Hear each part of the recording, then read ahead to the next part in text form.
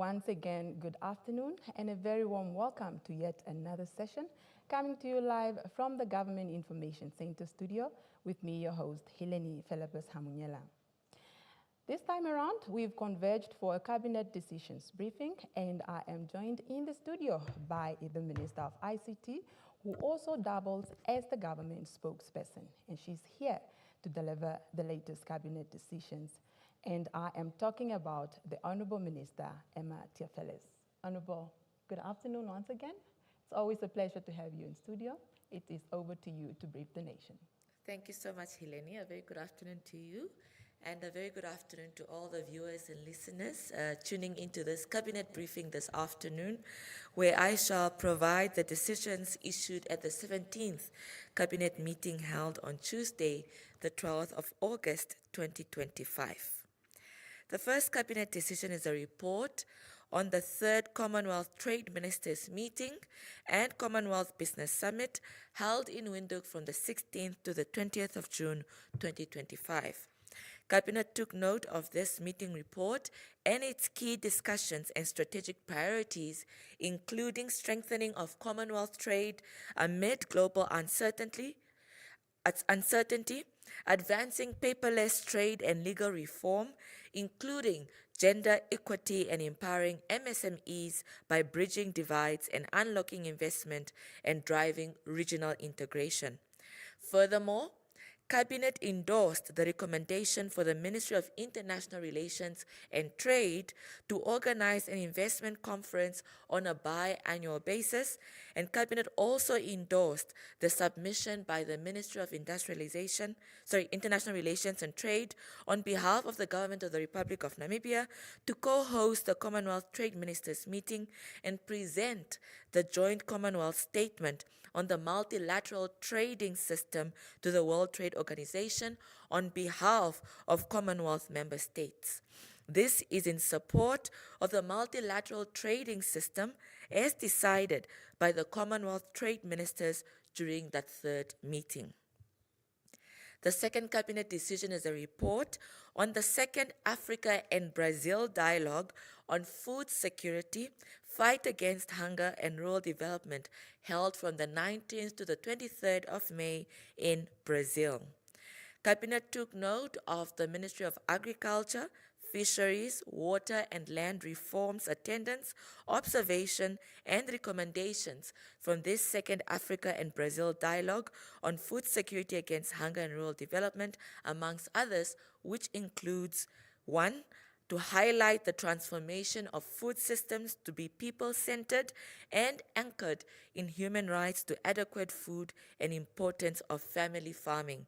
Second, advise on food systems to ensure food security for generations by balancing economic activity and economic viability and environmental protection. Third, acknowledgement of the deep understanding of ecosystems and climate patterns held by indigenous people and local communities. Fourth, a call for greater investment in regional and continental integration in infrastructure of food production. And finally, the strengthening of the Africa-Brazil Research Innovative Network.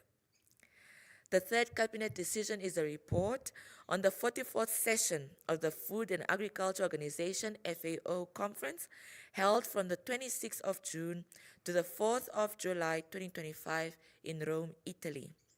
Cabinet took note of the outcomes of the FAO 44th session, which include strengthening national data systems, enhancing partnerships, especially the South-to-South triangular cooperation, and promoting youth and women's empowerment in agri-food system.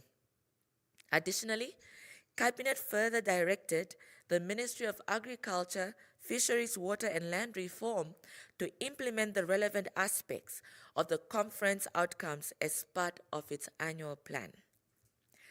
The final cabinet decision is a report of the 113th International Labour Conference held in Geneva, Switzerland from the 2nd to the 13th of June 2025. Cabinet took note of the report and recommendations from this conference and therefore Cabinet directed the Minister of Justice and Labor Relations, in consultation with the Minister of International Relations and Trade, to constitute a tripartite delegation to the Second World Summit for Social Development in 2025. Cabinet further directed the Minister of Justice and Labor Relations to initiate consultations leading to the submission to a competent authority for Convention C-192 as well as R-209. In addition, Cabinet directed the Ministries of Finance, Industries, Mines and Energy, International Relations and Trade, Information and Communication Technology, Justice and Labor Relations, and the National Planning Commission to assess Namibia's capacity in data collection for evidence-based policies in the transition from the informal to the formal economy to increase investments. Furthermore, Cabinet endorsed that the Minister of Justice and Labor Relations assesses Namibia's readiness in the ratification of Convention number 94 on labor clauses around public contracts to enhance good governance and promote decent work in public contracts subject to legal scrutiny by the Attorney General.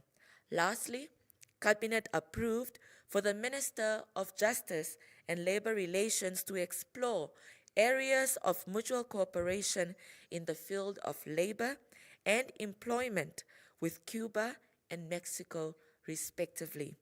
Dear viewers and listeners, Hileni, this brings me to the end of the Cabinet briefing of the 17th Cabinet decision-making meeting held on the 12th of August 2025 and as chaired by Her Excellency the President, Dr. Netumbo Nandi-Ndaitwah.